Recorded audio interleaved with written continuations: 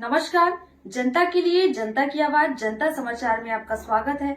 मैं हूं आपके साथ कंचन। आइए चलते हैं खबर की ओर। जबलपुर उत्तर मध्य विधानसभा क्षेत्र से जनता दल यू के विधानसभा प्रत्याशी संजय जैन पहुंचे नामांकन फॉर्म भरने।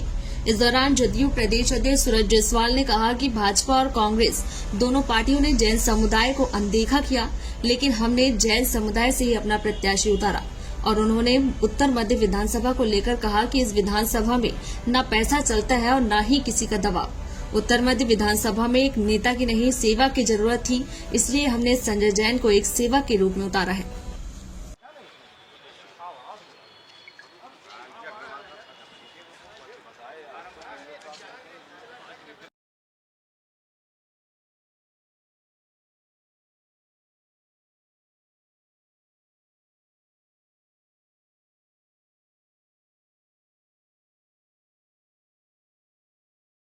हम उत्तर मध्य विधानसभा जो जबलपुर की है उसमें हमारे प्रत्याशी संजय जैन जी आज यहाँ पे फॉर्म भरने आए हम सब लोग। और जैसा आप जानते हैं कि जनता दल यू ने पूरे प्रदेश में अपने प्रत्याशी उतारे हुए और जबलपुर में चूँकि हमारी और विधानसभा में तैयारी थी, लेकिन चूँकि जो आप जानते हैं कि जिस प्रकार से दोनों दलों ने जैन समुदाय का अनदेखा किया, हमने तय किया कि हम जैन समुदाय के नौजवान को ही अपना प्रत्याशी बनाएंगे।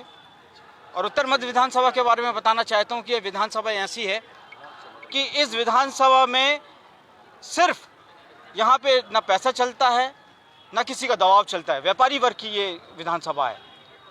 और यहाँ पर इस विधानसभा का इतिहास रहा, जब मैं महापौर था तो पापा राठौर जनता दल से पार्षद बने थे, राजकुमार मिश्रा पार्षद बने फक्कर। उसके बाद आप देखते हैं कि मुकेश राठौर वहाँ से लगातार पार्षद रहे, वो भी जमीनी आदमी है। हमारा नौजवान जो है वो पूरी तरह फक्कड़ है। इनके पिता ने पूरा जीवन जैन समाज के मंदिरों में बिता दिया। हमारा नौजवान साथी, हमने इसको इसलिए खड़ा किया है क्योंकि वहाँ पे उत्तर मध्य विधानसभा में नेता नहीं सेवक चाहिए, और यही इसीलिए हमने संजय जैन को एक सेवक के रूप में उस विधानसभा में उतारा है। आप देख रहे हैं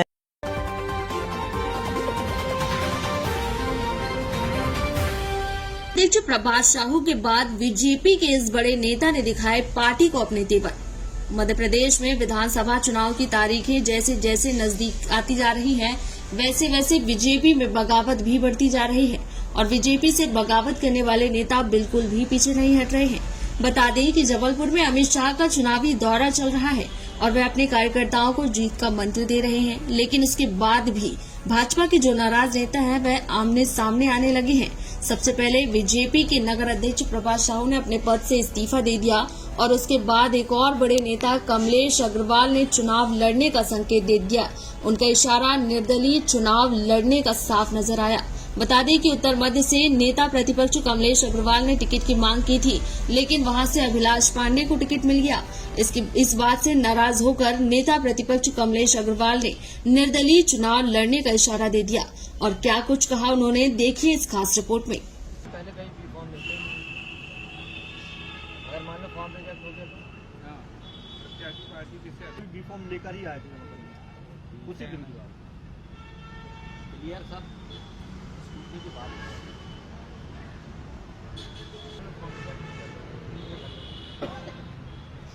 तो ये क्या माने पार्टी का आश्वासन अभी भी बरकरार है या आपकी भी बातचीत हुई है कि कल नामांकन रैली निकलेगी? आखिर नेता प्रतिपक्ष को ऐसा कदम क्यों उठाना पड़ रहा है जब प्रत्याशी घोषित हो चुका है?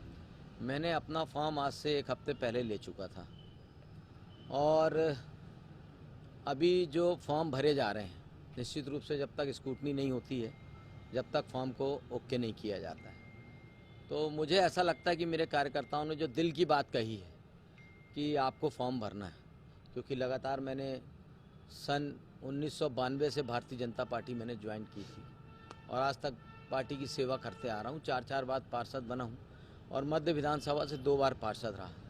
तो निश्चित रूप से जनता की एक इच्छा थी कि आप भी फॉर्म भरिए, तो मैं फॉर्म भरने जा रहा हूँ। इससे क्या प्रकार की नाराजगी है पार्टी से? नहीं, मेरी ना मेरी प्रत्याशी से नाराजगी है, ना मेरी किसी पार्टी से नाराजगी है। फॉर्म भरना सबका अधिकार है और मैं फॉर्म भरने जा रहा हूँ और फॉर्म भरने का अधिकार जब किसी को मिलता है तो निश्चित रूप से उसको फॉर्म भरना चाहिए। पार्टी ने आधिकारिक रूप से अभिलाष पांडे को उत्तर मध्य विधानसभा से प्रत्याशी घोषित कर दिया है। अब ऐसे में आपका नामांकन फॉर्म भरना कहीं न कहीं या ये बागी तेवर माने या पार्टी के खिलाफ आप जाके काम कर रहे हैं? अभी फॉर्म अगर मान लो उनको प्रत्याशी घोषित कर भी दिया गया है और अभी फॉर्म की स्क्रूटनी नहीं हुई है और अभी फॉर्म भरे जा रहे हैं। जब फॉर्म भरे जाते हैं तो ऐसा नहीं है कि एक आदमी फॉर्म भरता है। अभी कई लोगों ने, बीजेपी के कार्यकर्ताओं ने भी फॉर्म लेके कई जगह से रखे हुए हैं। वो अपना अपना फॉर्म भरेंगे और जब लगेगा कि पार्टी नहीं मान रही है तो वो अपना फॉर्म वापस ले लेंगे। तो क्या आप निर्दलीय चुनाव लड़ेंगे अगर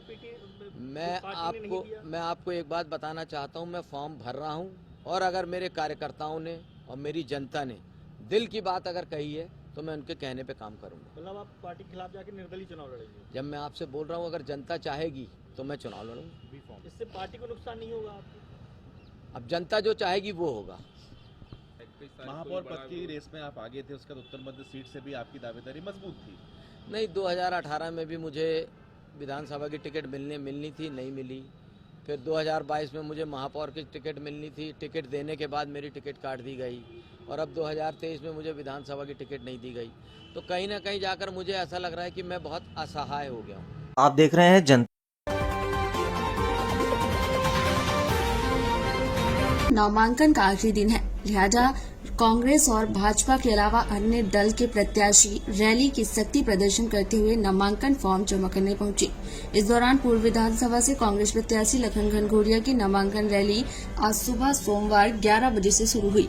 उन्होंने अपने समर्थकों के साथ पूर्व मंत्री लखन घनघोरिया बड़ी घेरमाई से नामांकन रैली शुरू करते हैं, जो भांतरैया, घमापुर, अम्बेडकर चौक, हाईकोर्ट चौराहा होते हुए जबलपुर कलेक्ट्रेट पहुंची। इस दौरान लखन घनघोरिया के साथ कई कांग्रेस के नेता भी साथ रहे।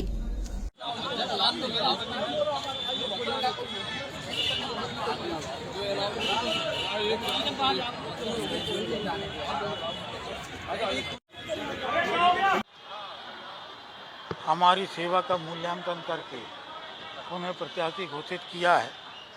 सबसे पहले तो मैं अपने प्रदेश नेतृत्व और देश के नेतृत्व का आभार व्यक्त करता हूँ। जनमानस का अपार स्नेह आशीर्वाद हमारे साथ है और यही कारण है कि भारी जन समर्थन के साथ हम ये नामांकन फॉर्म भरने आए हैं। पूर्व विधानसभा विकसित और व्यवस्थित बनी, उपेक्षा का दंत खत्म हो, ये हमारी सबसे बड़ी प्रतिबद्धता है। हमारी प्राथमिकता है कि वो सारी बुनियादी सुविधाएं पूर्व विधानसभा को भी मिले जो दीगर विधानसभाओं को मिलती है। वहीं जबलपुर की पूर्व विधानसभा से असदुद्दीन ओवैसी की party all India Majlis-e Ittehadul Muslimeen ने भी अपना प्रत्याशी खड़ा किया। एआईएमआईएम ने गजेंद्र सोनकर को पूर्व विधानसभा से प्रत्याशी घोषित किया। गजेंद्र सोनकर पहले कांग्रेस के सक्रिय कार्यकर्ता रहे हैं। गजेंद्र के बड़े भाई स्वर्गीय धर्मेंद्र सोनकर कांग्रेस से पार्षद भी रहे हैं। अब गजेंद्र सोनकर असदुद्दीन ओवैसी की party all India Majlis-e Ittehadul Muslimeen से विधानसभा का चुनाव लड़ेंगे।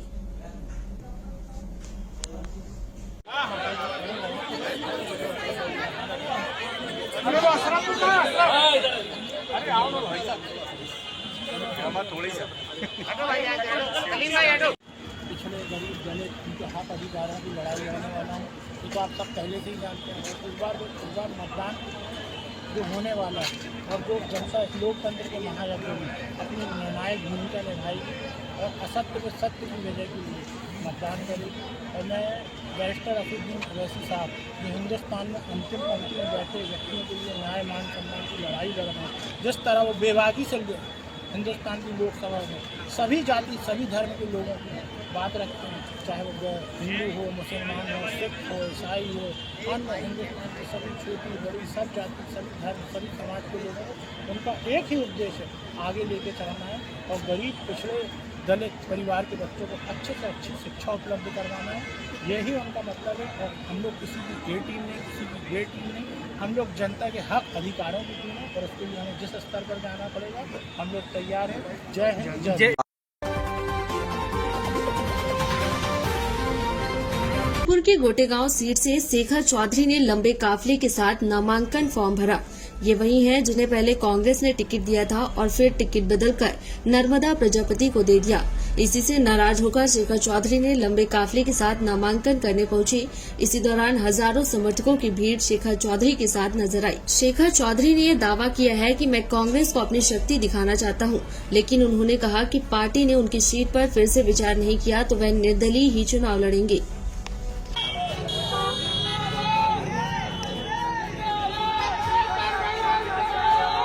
फार्म भरना एक प्रक्रिया है और उस प्रक्रिया में एक बार नहीं अनेक बार फार्म भरे जाते हैं। फॉर्म इसलिए ज्यादा बार भरे जाते कहीं कोई त्रुटि न रह जाए, तो इसी हिसाब से हमने आज पुनः फाइनल फॉर्म अपने समर्थकों के साथ आगे डाला है और ये बस इतना कहना चाहता हूँ। और जो लोग हमारे साथ में हैं मैं उनके साथ में हूँ। निर्दलीय अब पार्टी जो देखिए उम्मीद लगाए बहुत दिन। हाँ बिल्कुल उम्मीद में हूँ अभी भी, यदि नहीं मिलती तो लड़ूंगा। आप देख रहे हैं जनता के लिए जनता की आवाज जनता समाचार। अन्य खबरों के लिए हमारा चैनल सब्सक्राइब करें।